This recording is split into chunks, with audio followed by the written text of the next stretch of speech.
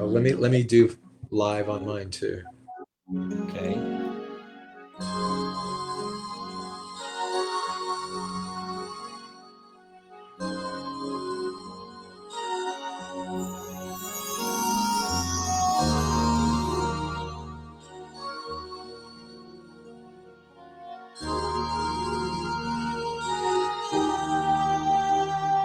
So simple was your smile, but somehow it saved my day. The memory We are live now, David. Hey. And I liked that music. You do? Yeah, that is from a good friend of mine. Oh, David, so good to see you again. Are you seeing the feed there on your phone? I am.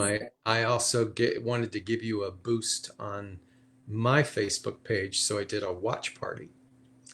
So, fantastic. we'll have lots of activity, hopefully. Yeah, everybody has way more friends than I do.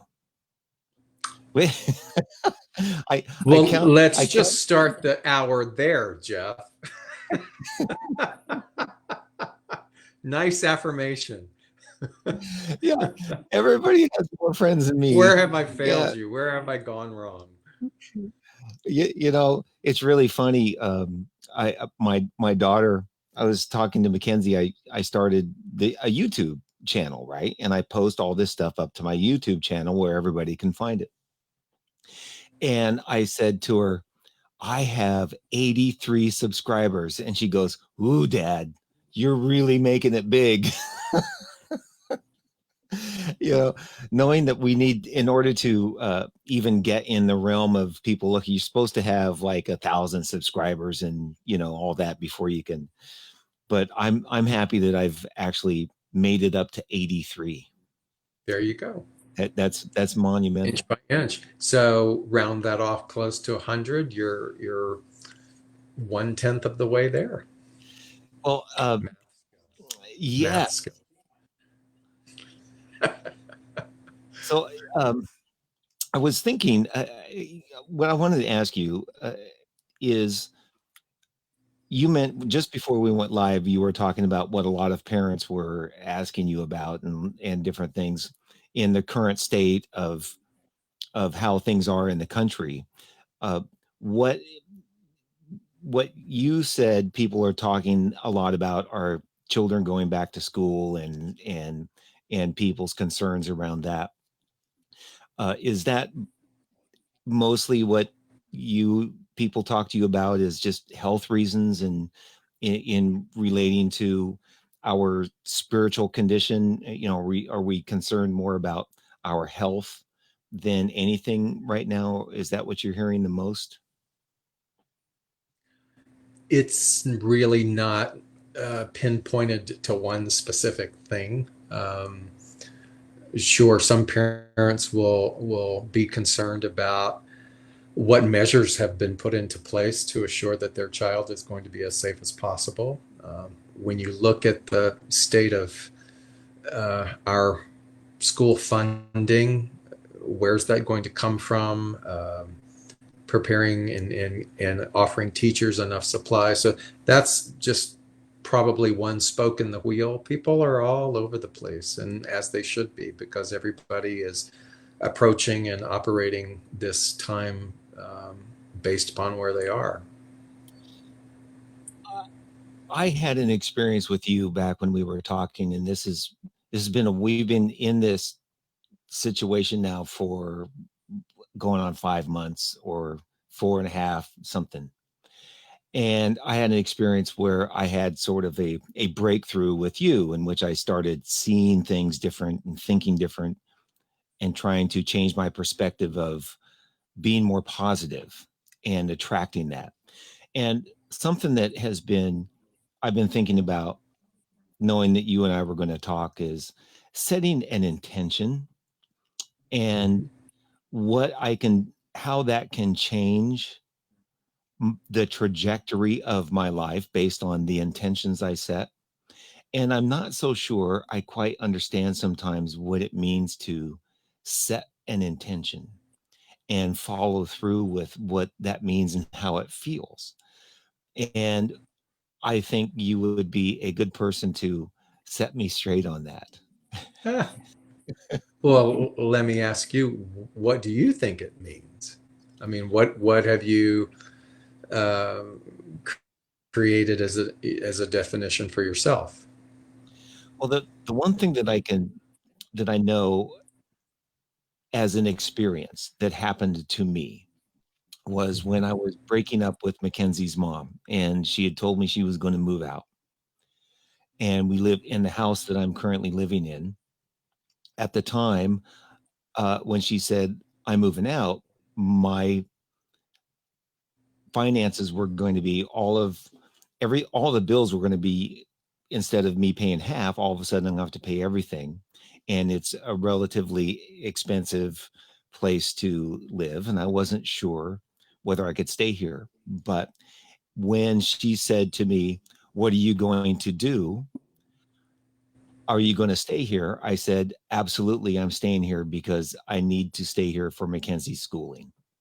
Mhm. And I'm staying here no matter what. And everything after that seemed to lead to me making sure I stayed here. And it's worked out, obviously, up until now. I've been here and it's been 7 years and I've never left. And somehow, even when we were first talking and in my fear of not being able to pay my bills, somehow it has worked out for me to stay here. Mhm. And if I'm remembering this accurately, it's feeling like when I said to myself, I'm staying here, I don't care what it takes, I'm staying here. That was the decision. It seems like I needed to decide that's what I wanted to do, and that was the intention. Okay. I that was pretty clear to me, but there seems to be other days when I need to set smaller intentions or make smaller decisions and choices. And I sometimes I'm not really clear. But this thing Well, that I know, yeah, yeah. I mean, think about it this way: there's no small or big decision. There's just a decision, and those decisions, if you think of it in terms of energy, you are consciously going into, you are consciously aware of and using yourself as this field of energy to deliberately, specifically, consciously uh, direct how you want to feel as an energetic being. Uh, I would think for many people philosophically that might be in alignment with where you or myself are would understand that. There would be other people who heard that and would go, "What?" But when you move beyond the fact that you are this skin suit, that what you are is vibration and moving so rapidly, comprised of just such dynamics of energy and movement far beyond anything that the three-dimensional eye can adhere to, that's what you are. You're light. You're basically you're light, uh, slowed down, condensed into this human form. And when you understand that everything about you is is the activity of that energy, and that because you're a sentient being and you have consciousness, that you're not just randomly at the mercy of that energy, you are the director of that energy. And hmm, the human fallacy, the thing that sort of happens when you and I incarnate into this body, it's like these veils drop on us and we move into a state of forgetfulness. our soul knows exactly what we're doing, but now we're in this physical body and we're going to go on this journey. And the moment that we take that first breath and let out that cry because we're spanked by the doctor, it's like the veils come. And then the journey becomes getting back to the state of remembering. So if if if life if we don't pay attention in life to the disruptions that try to bring us back to that awareness, then we succumb to, or we default to, letting that energy be our master, letting our mind be our master, rather than us being the master of our mind. And when you remember, even if it's a pocket of remembrance, even if it's just a little small aha, you go, wait a minute, I have choice here. Then the moment that you do that, the clusters of those, as they continue to come together, the more of those veils are removed, the more that you understand that you are this thing we call God, source, intelligent, in expression right now as Jeff, and that you have at your opportunity the freedom to direct that energy by means of your thought, by your mind. And as you focus mind upon how you want to feel, when you focus mind on reverence and equality and well-being for all, when you focus mind beyond competition and to inclusion, when you focus mind off of me to we, then those veils keep getting lifted, and this thing called intention is really nothing more than the definition of you harnessing that energy and saying, this is my choice. And it's definitive. An intention for me is not lukewarm. It's not mamby-pamby. It's not, well, maybe. There's no margin of if in it. An intention, if you're really going to call it that, it's thought intended toward a thing.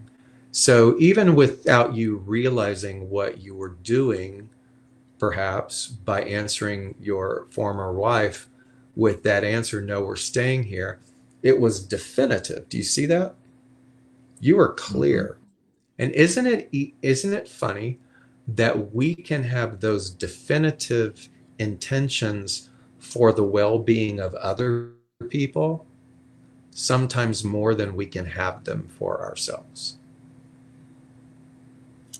Yes. And Parent a I, parent can have that that thing that comes up, the protector, the archetype of the nurturer protector, come up, and by God, nothing will get in the way. And the intention of fulfilling that role is doesn't come with any kind of wishy-washy. It's very set, it's very determined, it's paternal and maternal within us with regards to loving something. Now, the cool thing is, can you do that for yourself?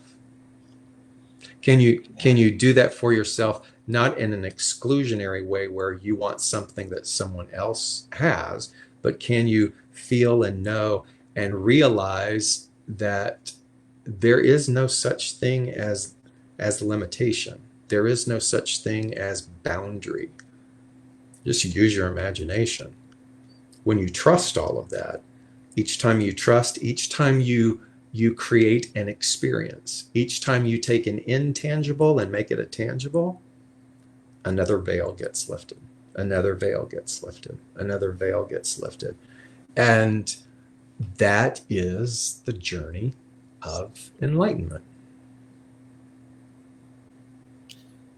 it's interesting that it is so easy for me to make a decision based on the well-being of my children.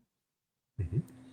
And when it comes to me, I get just completely wishy-washy all the time. You know, I'll sit there, well, maybe I don't deserve, or, that's just not for me, or, like when we started, I have no friends. Everybody else has friends. Just even um, a comment like that can be revealing about my feelings about myself, thinking that I'm not worthy sometimes. Right. So let me And let me let me ask you this. Have you ever told Mackenzie that she's not worthy? never. Never.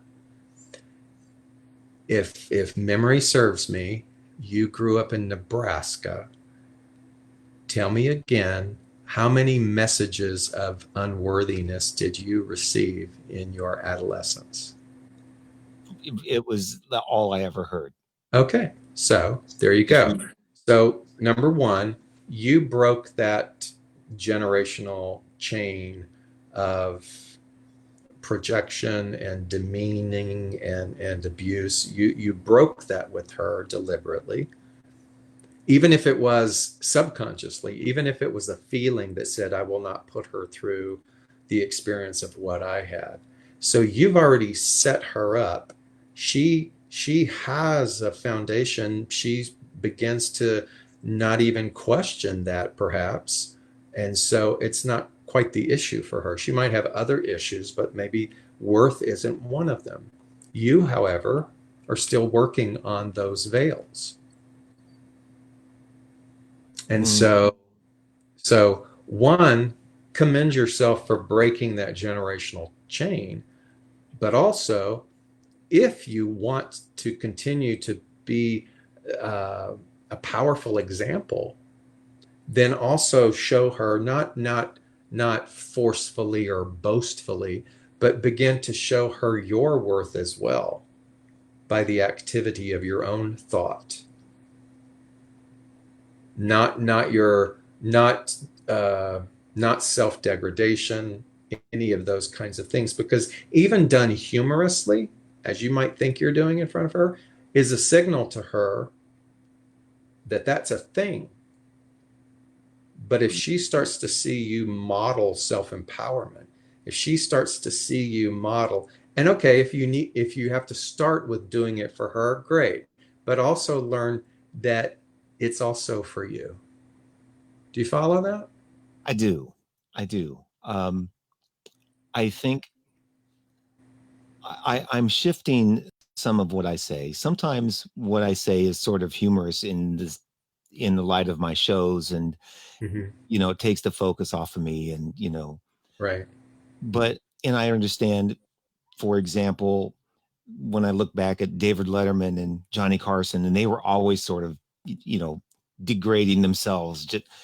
And at the same time, when you listen about their stories, they're at home and they isolate themselves a lot, and so I'm thinking about the way I make those comments, and then what is it really saying about how I feel about myself?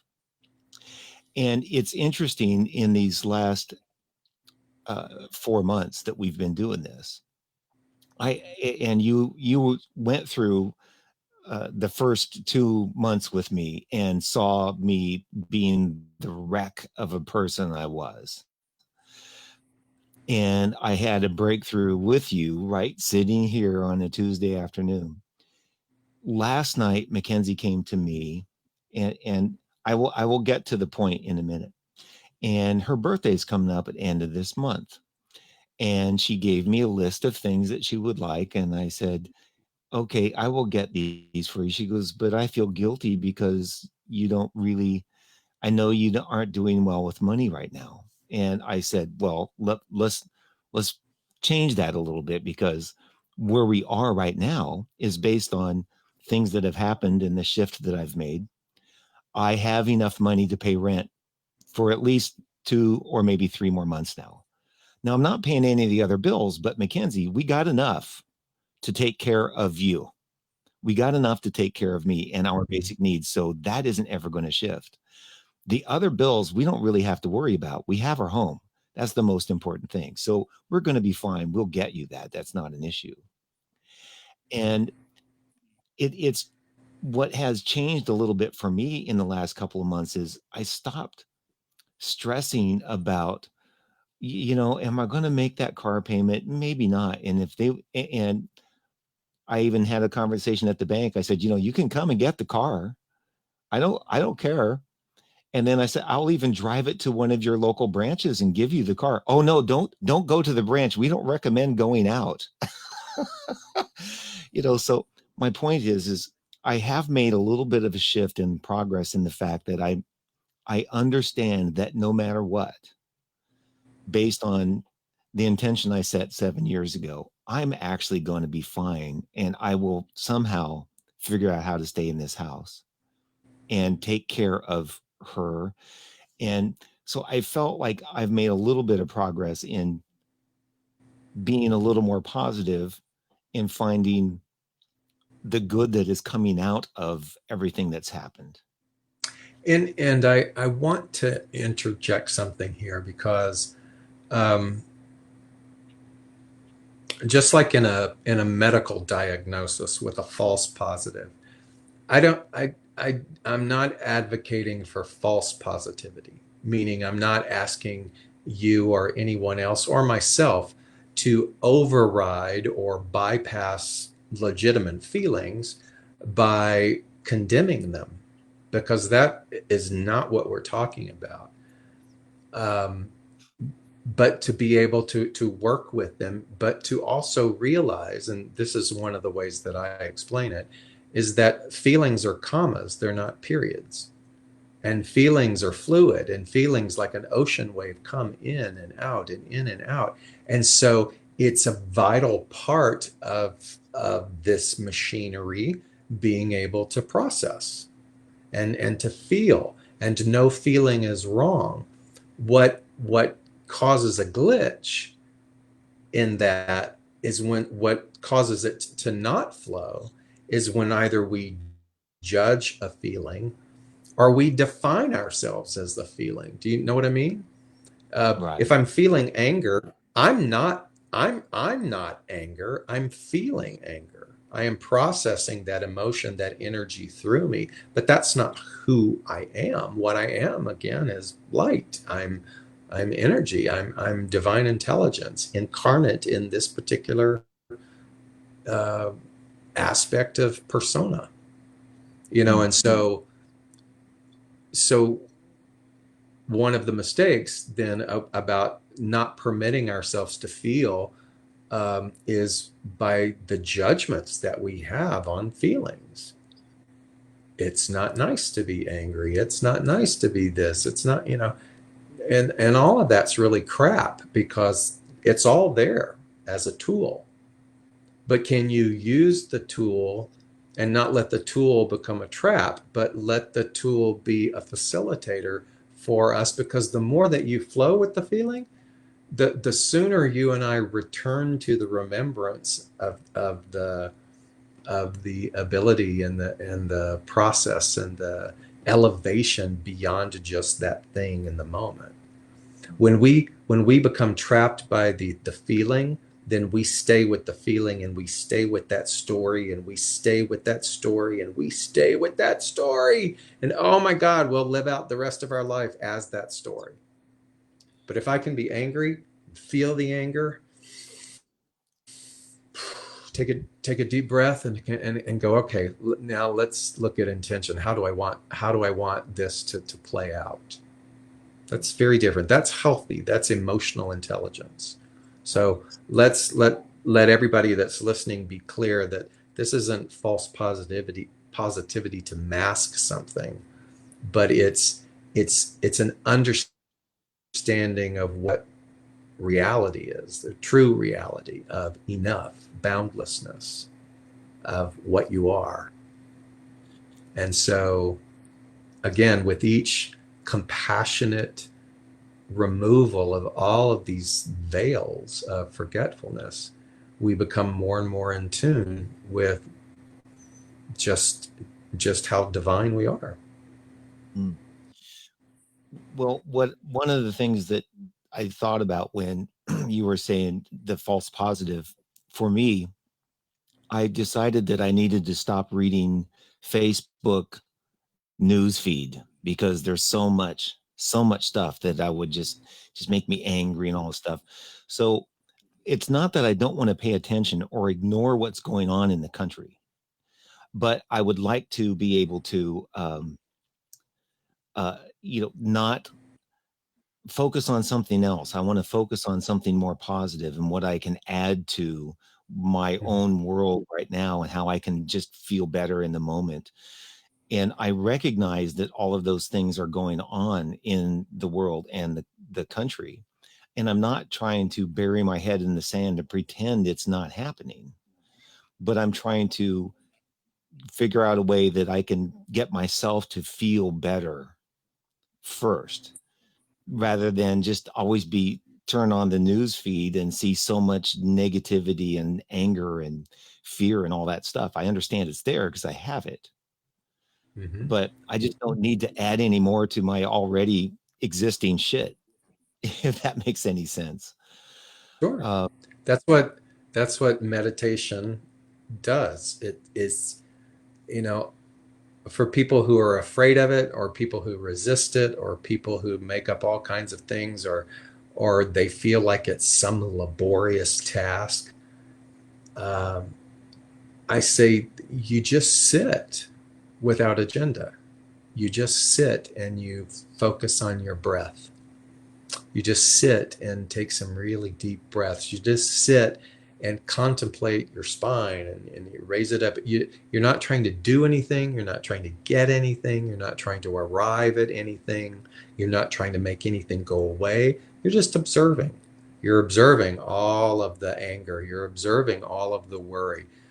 And when you can observe it without judgment, it's moving the needle more and more and more back to your own loving awareness. It's removing another veil and removing another veil, because it's in that practice of just observing. Ooh, look at that. Ooh, that made me mad. Ooh, look at that. And just watching it and breathing and breathing.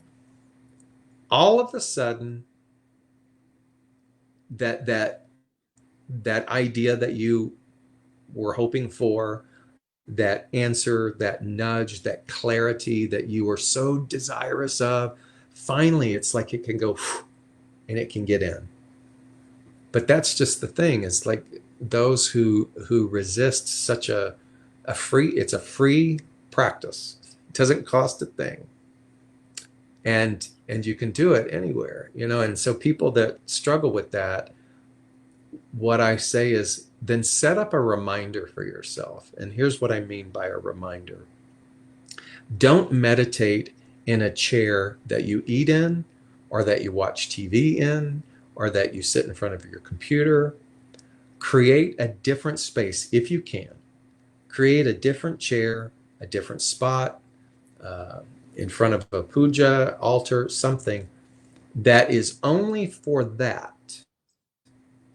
And here's why.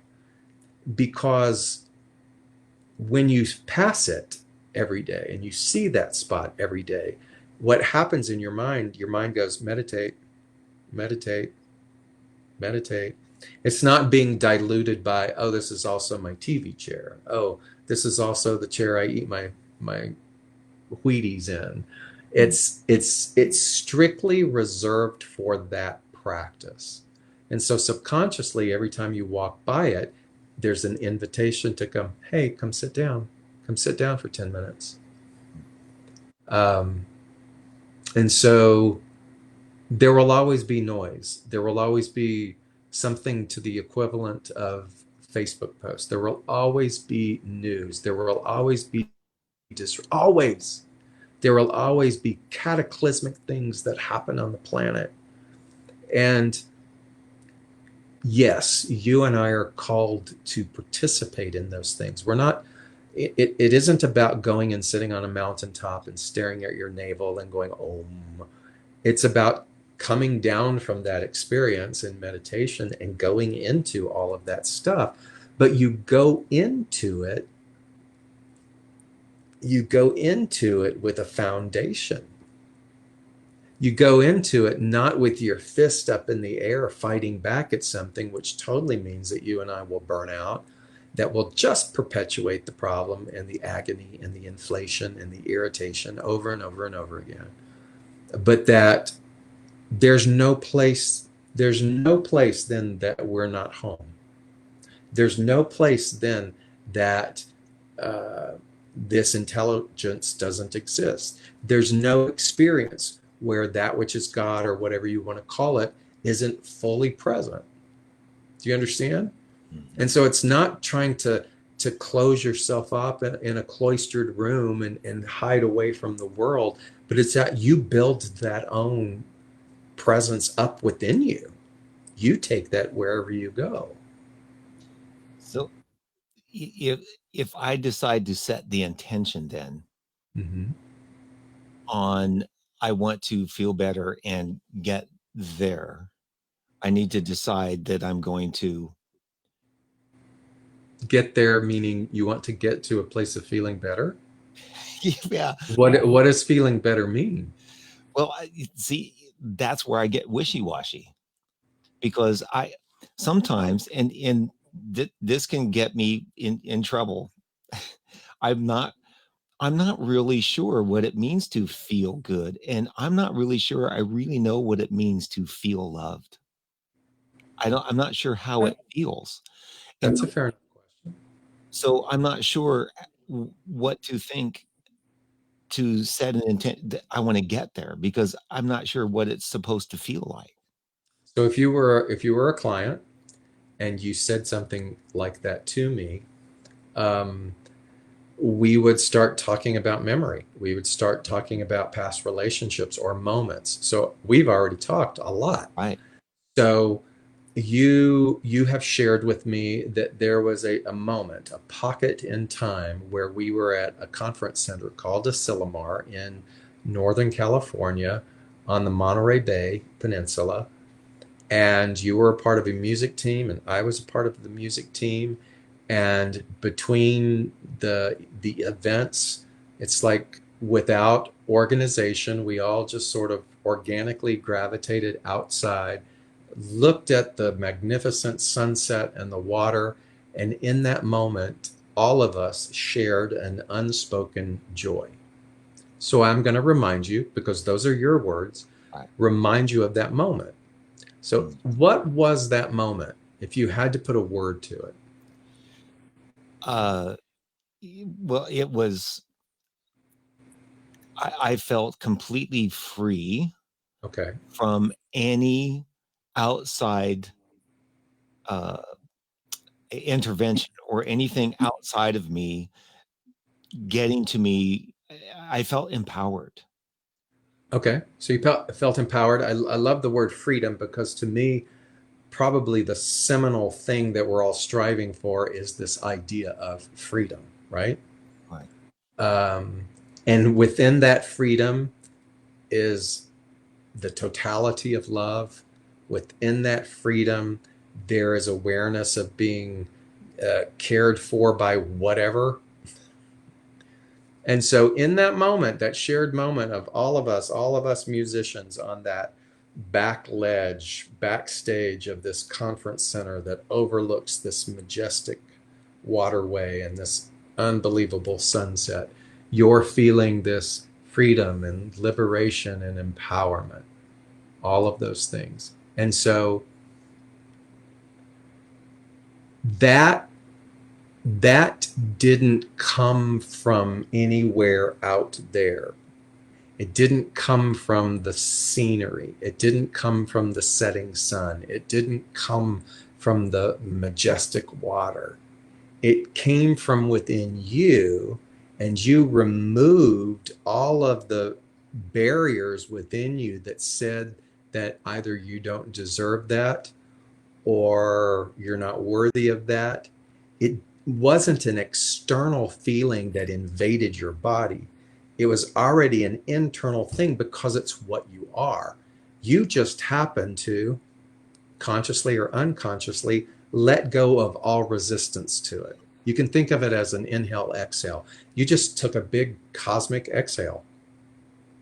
You stopped holding your breath around concern and fear and money and stature and schedule and romance and all of the melodramas that make up this human existence, for some reason in that moment, you just went, and when you went, there it was. It was there all along. So the intention isn't about, because you've said this now a couple of times tonight, isn't about getting there. It's not about getting to something. That's really, really, really important to think about. Because every time we create a there, we falsify what we are. Every time we think that the solution lies in what the government is going to do, my well-being, my peace of mind is based upon legislation, person, spouse, employment, boss. Every time I put that out there, I give it away to someone else to hold that power. I have falsified. I have actually, uh, reinforced the You know, veil because it's there really is no interesting because out there. just as I said that and you started talking, I had this sort of aha moment. Oh, I just put the source outside of me where it's not.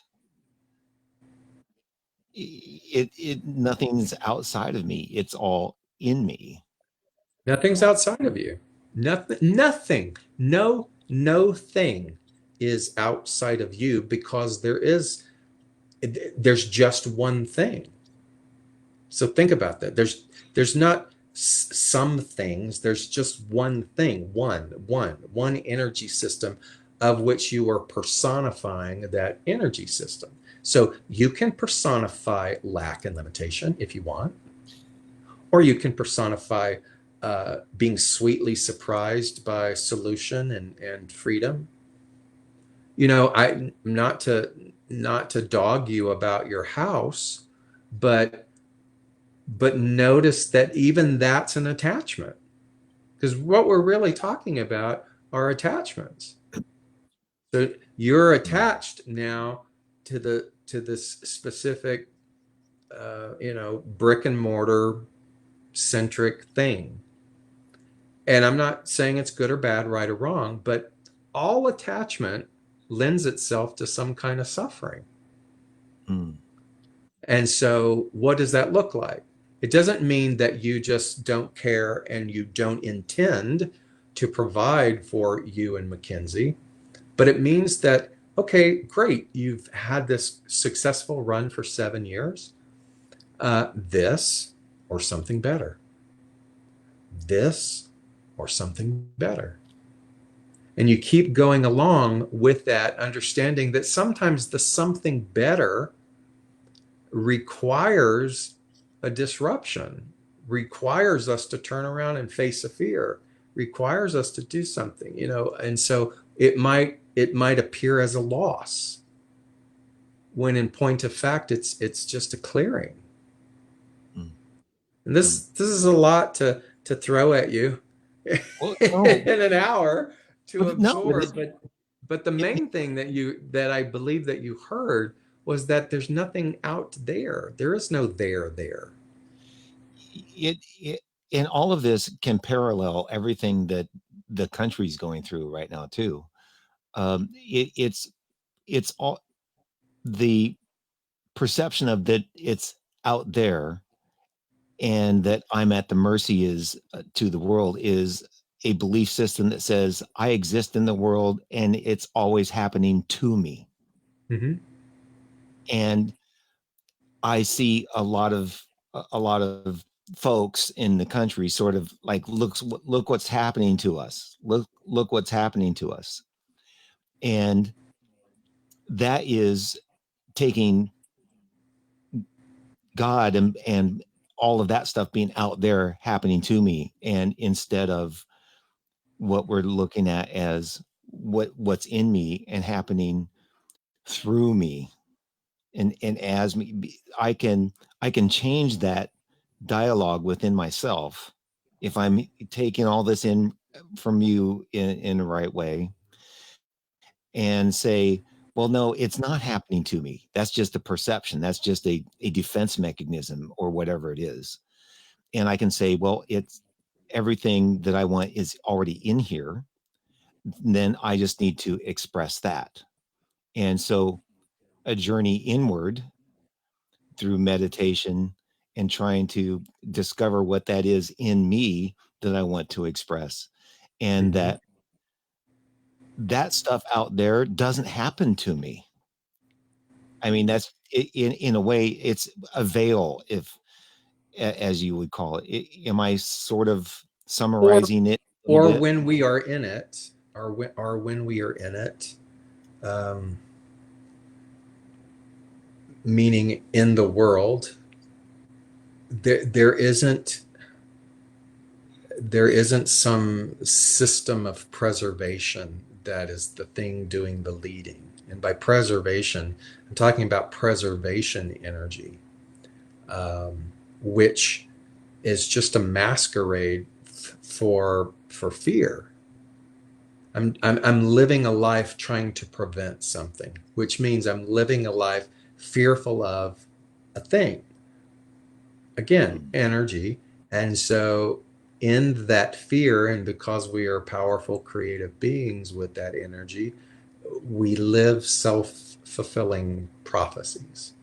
Um, and again, we have to understand that um, our job, it's like in the Hindu tradition, it's called karma yoga. Karma yoga is my path of action, my path of action. My karma yoga continues to unfold and to show me to be a teacher, but to also be a living example of whatever it is that I'm trying to teach, to also be the guinea pig, if you will, of my own exploration, to be the one to um, live the sermon or live the teaching rather than just teach the teaching. And so my karma yoga is as a body of action. And karma yoga is how are you going to serve the world? How are you going to serve the world? Again, on my puja is Neem Karoli Baba, one of the amazing guru saints in India. And if you asked Neem Karoli Baba, what can I do? What's the path to enlightenment? And he would say, you want to know how to become enlightened? Feed people. Feed people. Serve people. The message was get outside of yourself. Get outside of the self-preservation. Get outside of me, and go and be and nurture and feed and assist people. But don't do it, and this is me adding this on, be careful of not doing it from a savior complex. Be careful of not doing it as the helper, because if I identify as the helper, then someone else has to identify as the helped. And now what have I done? I've locked him into that role. Mm. It's selfless service. The word seva, Sanskrit, selfless service. It's doing things without attachment. See, we all classify ourselves as helpers. We do. We all classify our karma yoga as I'm here, I want to help people. But the trap is the trick that we get caught up in is we're not even aware that we're attached to that helping. We're not aware that we're attached to their response. We're not aware sometimes that we're wanting something out of that act. And it's really, really, really important that as we march and as we advocate and as we stand up for those who are marginalized, and as we feed people and as we support people and as we wipe the brow of the weary, that we do it without attachment, without seeking glory, and without labeling ourselves as helper. Because again, that's not the thing, you see. And so, what is freedom? Let's go back to your Asilomar. moment. That moment of freedom is a God moment. In that moment, you had no resistance. You don't have to overthink it as to why, but you had no resistance. What's the polarity of resistance? Allowing. So in that moment, it's like you allowed nature's vista to remind you that you are freedom. And so um, that's perhaps part of your karma yoga, your practice is is is the path of freedom. How does one walk a path of freedom? You have to face your imprisonment. You have to face your attachments. And then what happens is this is very sobering. All of a sudden we go, oh, wait, well, I don't want that much freedom. I like my attachment. I like my house note. I like my things, you know? And so we want freedom to a degree. Do you hear me? I do. Yeah. And there's, I, what a world it would be if our karma yoga was truly about noticing the attachments and saying, I'm willing to let them go. I'm willing to let go of my identity as David Ault. I'm willing to let my identity as Jeff Noose go. I'm willing to let all of that go because by letting it go, what do? I open up space. And opening up space you know, allows more of what it is that you're intending.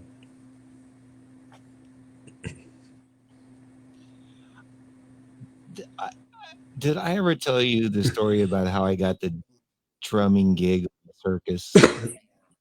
Did I tell you that story? The drumming gig, I the drumming gig for what? but I got how I got the drumming gig on the circus.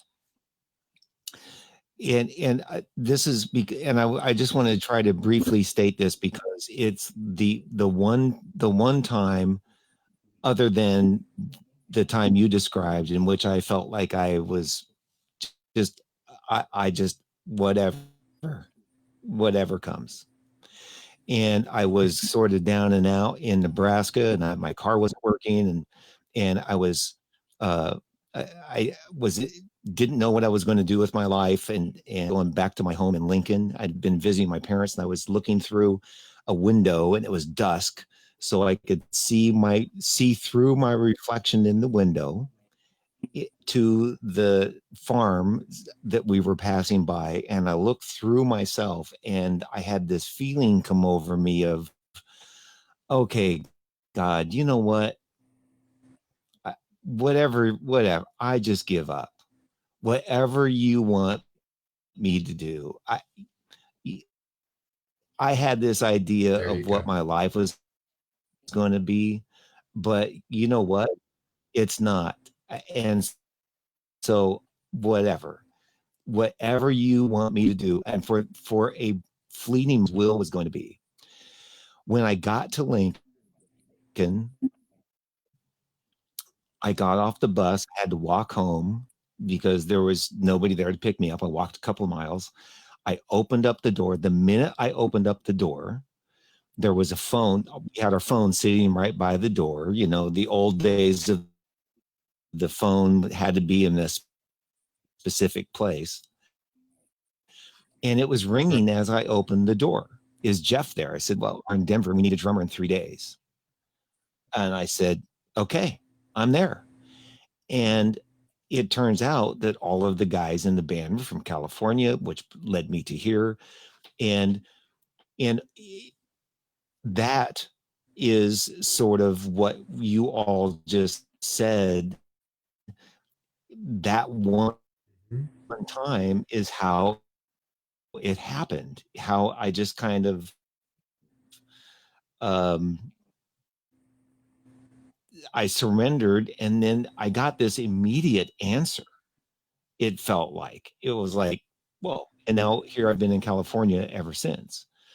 And that was in 1980, you know. It is Hmm. I keep wanting to take back. I staying in that state of surrender, of staying in that state of surrender, so I can just be open to whatever comes and just being okay with it and letting Mhm. the attachments disappear. That's and we've talked about this a number of times too, what we identify with, I mean, I my Yeah. car, as I identify with my That was a car, I identify transcending with my. moment. Sure. Right. That was a Yeah. transcending moment.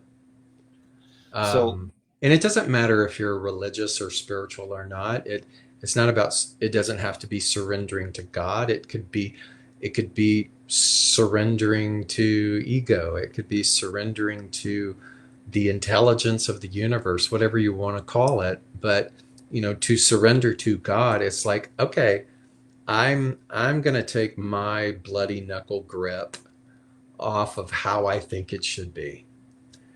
And isn't it funny that we have to be pushed into corners, inescapable corners, and look at our melodramas before we can truly, truly unlock our fist?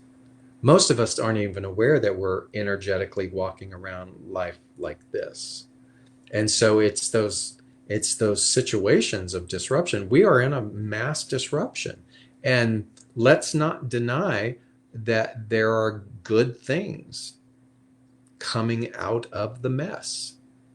There are long needed reparations that are slowly, gosh, about time, uh, being looked at and addressed and actions taken. And it takes that disruption. Why does it take us as a species to be pushed so far into a corner? Why does it take us to go, okay, I surrender? What if meditation every day what if that was your experience, driving, looking out that window and going, okay, I surrender.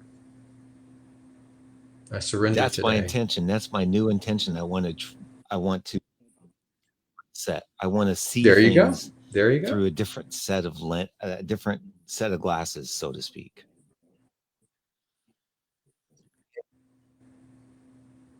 And so, um, if this hour then led you up to that clarity and revelation, then by God, let that be your gift and say, instead of specificity of trying to preserve something, my intention is surrender.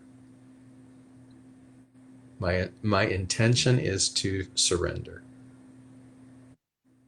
And word of warning, um, don't do that if you're Because you not don't know what's going to serious. happen.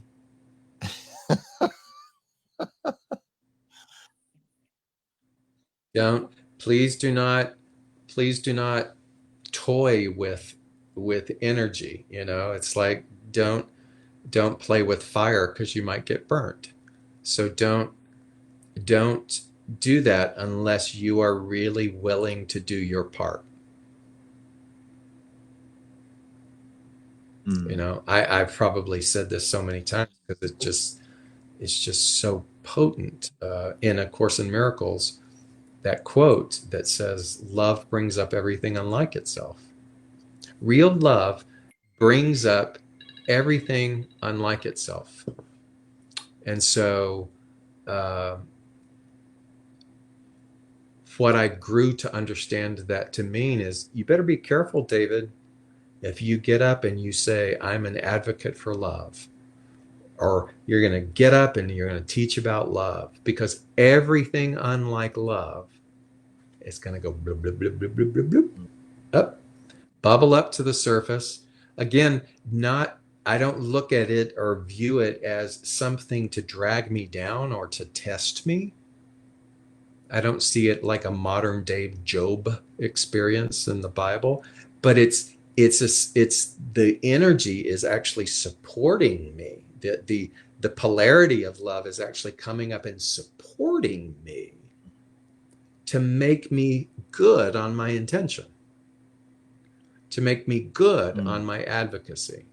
Same thing with peace. I'm an advocate for peace. Everything unlike peace comes up. And so that's why I laugh when we talk about that. And if when I teach classes, because students will go, I don't think I'm going to say that anymore. Because it's like, don't mess around with this stuff. If you're going to do it, do it. Yeah. Otherwise, it's just playing. It's play spirituality. It's faux spirituality. It's granular surface stuff rather than anything that has substantial roots to it. And not right or wrong, good or bad. Don't want to do it. That doesn't make you bad. Doesn't make you wrong. It just means that that's the way that you are choosing to use this law of energy. Just the way that you're choosing to do it. And so what's the purpose of you incarnating as Jeff? Oh. To return to God, to return to the ultimate embodiment of source. This time you're doing it as Jeff. Whatever you don't do this time, my belief, you just come back and you can do it over again. Oh. Oh. Doing it over again. So why not? I don't know. Why not run abashedly towards surrender? Why keep our frickin' hearts closed and locked down because, oh, you hurt me, or oh, you abandoned me? And I mean, here, somebody verbally, physically, I'm not even going to go into it as a child. And so I'm not just blowing smoke up your ass. I'm saying it's like, get on with it. Okay, that happened. Okay, that happened. I'm not identifying with that. I'm not. I'm not going to go around with little, index cards saying, here's my story. I don't want to do that. That's just me though. Because I look at the finite nature of this thing called life, and it's like, I feel like I've barely begun to scratch the surface. So what's your karma yoga? As you say that, What's your karma yoga? I think that I need to let go of all my past stuff. On your stream, on your watch party, did you have? Mm-hmm. Oh, I haven't even looked down. There's a bunch of people waving. A bunch of people waving. It's this. What's your karma yoga? I would tell you this is part of it. You don't even realize what you're doing. Is you're opening up a portal of communication. You're opening up a gateway of entertainment and connection and wisdom. And I think that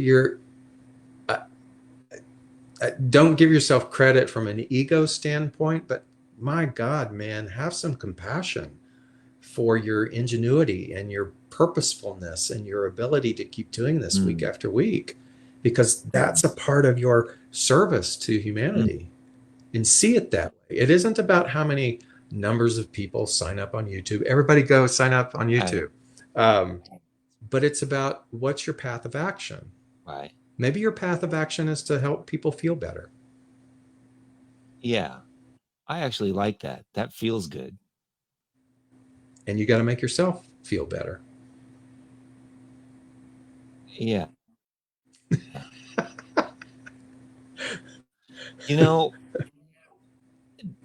David, you always do it. You always make me, you have a way of going straight to my heart, my friend. And I don't know how you do it. It's amazing. I always feel so much better after I've talked to you.